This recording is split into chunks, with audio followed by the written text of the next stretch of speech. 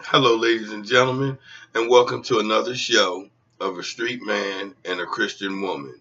And tonight's topic is the topic because it's about how did I get to learn to be with one woman. I have a few of my male followers and a few of my male friends that like to know how I was able to be with one woman for all these years. So I'm going to explain to them and hopefully help them see the rehab and the process that it takes to learn how to be with one woman. And I'm going to start off with my past because my past is what brought me to my future. And in my past, I was a womanizer. Yes, I was a womanizer in my past. And I can remember at one time I was juggling about three women at one time. And each time that I went to go see these women, they all wanted to pull on my string. And it led me to understand that made me see like, wow, I got all these women friends, but who's really getting used here? Is it me or is it them? Because each one of them wanted only one thing seen from me, and it was sex. So that was one part that led me to my future. The second part was my first wife, me being the womanizer that I fooled around on her, and the young lady told her. Yes, she told her that we fooled around. And she came home and she had said to me, what did that woman give you that I couldn't give you? And I remember looking at her stupidly and saying to myself, wow, since you put it like that, what could that other woman give me that you couldn't give me? So those are a few stories to tell you that led me to be the way I am today, where I learned how to be with one woman. Because when I was given another chance in life with a beautiful woman like my wife, I made vows to myself that I wasn't going to let my past ways interfere with this marriage or this relationship. So what I did is I never allowed myself to let a woman to be able to come and tell her that I'm sleeping with her. That was one of the ways how I learned how to just sleep with one woman, because I knew how hurting that was, and I knew I would never do that to her. The second way that I learned is, I had three women, but who was using who? Was I using them or were they using me? So, what I did in this process was I took it just like any other addiction and I rehabbed from it. I took it one day at a time, 1 hour at a time, 1 minute at a time, 1 week at a time. And as time went by, 1 week went by and I was faithful to her. 2 weeks went by, I was faithful to her. 3 weeks went by, I was faithful to her. A month went by, I was faithful to her. And the process went all the way to a year, where a year came by and I was faithful to this one woman. So, like I said again, it's like a rehab of any type of addiction. So I rehabbed myself from it. And then as the years went by, I couldn't see myself giving up the years of me just being with this one beautiful woman to give myself to another woman. And that's how I took it. I took it like a rehab, one day at a time, to now I'm at the point where I have 23 years of marriage with her and I have no desire for any other woman. And what else I learned in that was from the second story, when she said, what did that woman give you that I couldn't give you? And I said, you're right. So now what I do is I get everything I want from her. Any sexual desires, any sexual pleasures, any sexual thoughts, any sexual feelings, whatever I want from a woman, I get from this beautiful woman right here. And in time, it brought us to the point where, because she was the only woman I desired, the only woman that I touched, it put me to the point where I'm actually addicted to her.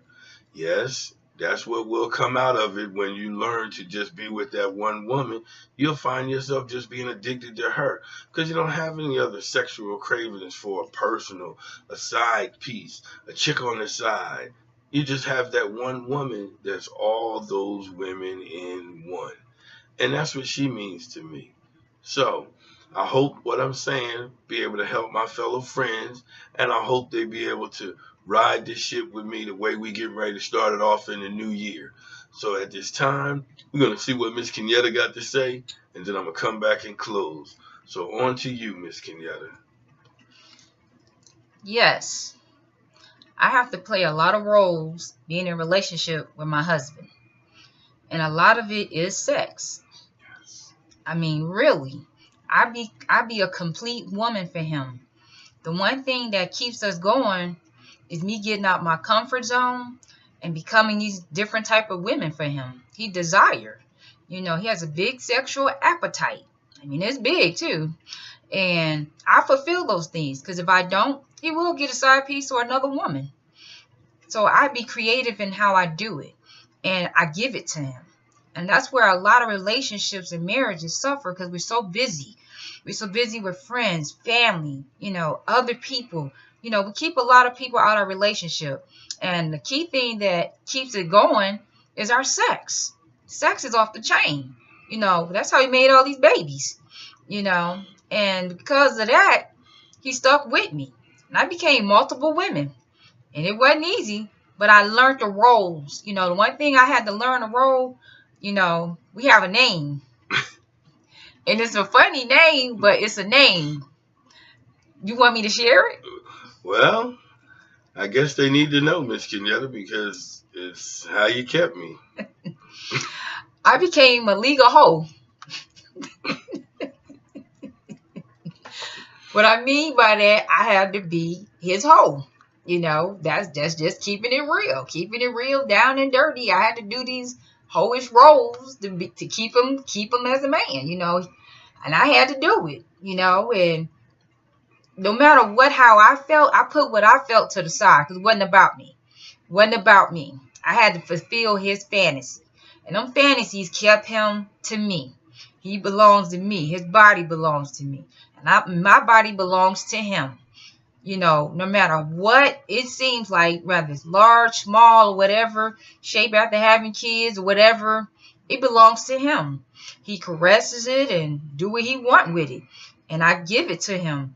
And that's what a lot of women, we lack that sometimes. We think it's all about the outside appearance, and it's about just giving up your body and letting it be your playground for your man. You got to fulfill that. And that's what I do for him. I fulfill those fantasies for him. Did I always like it and know it? No, I didn't. But that's a major key in our marriage that keeps us going, is fulfilling those fantasies he wants, doing the work. And that's all I have to say. Back to Mr. Delgado. So, in closing, I also like to share with my male followers and my fellow friends that, like I said, it's a rehab, fellas. You just got to take it one day at a time. And once you get a year or so under your belt and you just be with that one woman, you're going to see how special it is to just desire her, how to get everything you need from her, and how you would never want to hurt her with being confronted with another woman. So, the way that we're going to handle this going into the new year with my fellow friends and my fellow followers is we're not going to put any names out there. I just expect you guys to hit the like button, and I'll know you out there. And every week when we discuss to see how you're doing and how you're making it in this rehab, because we're going to make it, fellas, because I'm going to guide you through it, because I did it, and it can be done. And I was a womanizer in my day. But I'm no longer like that. I love this beautiful woman right here, and I get everything that I need sexually from her. And that's what you guys are going to have to learn, and that's what we're going to learn in the rehab, fellas. We're going into sex rehab, and we're going to learn how to be with just one woman and how to make that one woman be all those women that you out there fooling around with that you don't really need, that is really a waste of your time, that they really using you. You ain't using them. But we as men, we have two heads, and we think with the wrong one when you're young-minded. But when you grow and mature in yourself as a man and realize that you don't need all those women to make you a man, then that's when you're going to make it through the program. So the program starts the first show in January. And like I said, men, just hit the like button. You ain't got to put your name out there. If you feel like you want to put your name out there, let it be known that you in the rehab, then that's cool too. But at this time, all I'm asking you to do is hit the like button and let me know you're out there, and we're going to make it through this process. And as we say at the end of the show, love, peace, and togetherness, and good night.